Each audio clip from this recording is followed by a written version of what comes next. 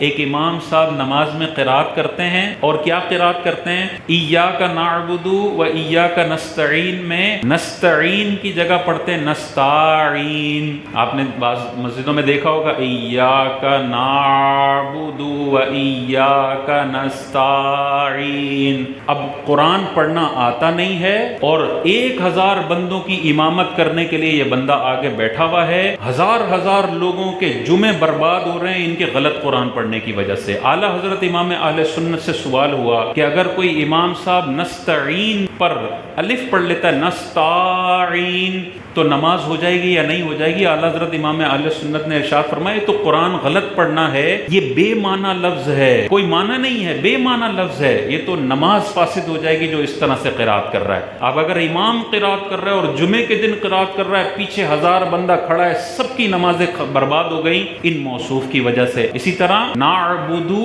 میں عین ہے، وہ اللہ کے عین کو ختم کر کے یہاں حمزہ پڑھتے ہیں نعبدو نستعین۔ بھائی اللہ نے نازل کیا ہے عین اور تم اپنی سستی اور جہالت کی وجہ سے اس عین کو حمزہ میں تبدیل کر رہے ہو، تمہیں کس نے اختیار دیا ہے کہ تم قرآن کے الفاظوں میں تبدیلی کرو؟ اور امام بنے ہوئے ہو تم، بندہ قرات سیکھے اس کے بعد اتنی بڑی اپنے اوپر ذمہ داری لے۔ بعض مسجدوں میں نے خود سنا ہے الحمدللہ کی جگہ الحمدللہ پڑھ رہے ہوتے ہیں، ہے کو 2 چشمے والا ہے پڑھ رہے ہوتے ہیں۔ اب دیکھیں کتنا خطرناک معنی بن جاتا ہے اگر اس ہا کو کوئی 2 چشمے والا ہا پڑھ لے۔ الحمدللہ کا مطلب ہے تمام تعریفیں اللہ تعالیٰ کے لیے ہیں، اگر اس ہے کو کوئی 2 چشمے والا ہے پڑھ لے الحمدللہ، اس کا مطلب ہوگا تمام کمزوریاں اللہ تعالیٰ کے لیے ہیں۔ ایک ہے کو 2 چشمے والے ہے کرنے سے معنی کیسا کفریہ کلمے میں تبدیل ہو گیا۔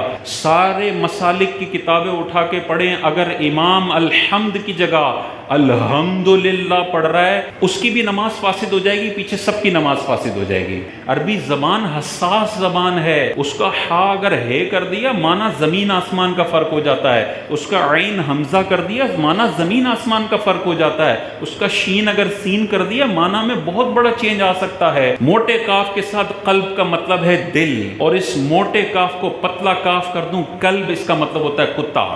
کتنا صرف ایک پروناؤنسیشن کے چینج سے معنی میں زمین آسمان کا فرق آ جاتا ہے۔ اللہ تعالیٰ نے جیسا قرآن نازل کیا ہے ویسا پڑھیں۔ ہاں اگر کبھی کوئی غلطی ہو جاتی ہے اور اس سے معنی میں بہت بڑا فساد نہیں آتا تو نماز فاسد نہیں ہوگی، لیکن یہ جو 2 غلطیاں میں نے بتائی ہیں نستعین یا الحمدللہ، اس سے تو نماز فاسد ہو جائے گی، امام کی بھی اور پیچھے سب کی۔ یہ امامت کوئی اتنا معذاللہ بیچارہ منصب ہے کہ جس کو مرضی دے دیا جائے اور وہ لوگوں کی نمازوں کا بیڑا غرق کرتا رہے، یہ ایسا نہیں ہے، یہ بہت بڑا منصب ہے، اسی کو دیا جا سکتا ہے جو اس کے لیے کوالیفائیڈ ہو۔ ہم دنیا میں ایک پیون بھی رکھتے ہیں نا تو دیکھتے ہیں کہ یار یہ کوالیفائیڈ ہے یا نہیں ہے، پیون کا کام صحیح کر سکتا ہے یا نہیں کر سکتا۔ اکاؤنٹنٹ رکھتے ہیں تو اس کے لیے دھیان رکھتے ہیں۔ دنیا بھر کی مسجد کمیٹیوں کو غور کرنا چاہیے، امام اگر وہ رکھ رہے ہیں اس کی قرات کو کسی اچھے قاری کو چیک کروائیں۔ بعض اوقات مسجد کمیٹی میں بھی یہ صلاحیت نہیں ہوتی کہ قرات کو چیک کر سکیں، کسی اچھے قاری مفتی صاحب کو چیک کروائیں، اگر پرفیکٹ ہے